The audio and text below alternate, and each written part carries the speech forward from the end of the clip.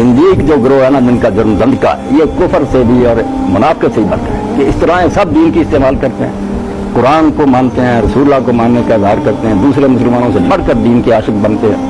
मगर दीन के सारे मफाहीम और जो है ना दीन के बयान की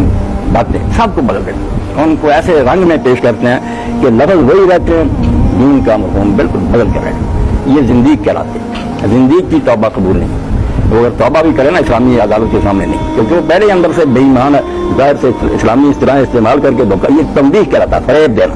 खुले काफिर हो जाए तो कोई बात नहीं, सारे समझ लेंगे कि ये इस्लाम से बाहर है, जिसकी मर्जी धोखा खाता फिर पता तो चलता है खुले दुश्मन। जो रहे दीनदार, नमाजी, हज करे, निकाह दे, सब रसूलुल्लाह को मानने के दावे करे, आयात कुरान की पढ़े, मफहूम बदल जाऊंगा, दीन को इन्होंने बिल्कुल मुराद बना।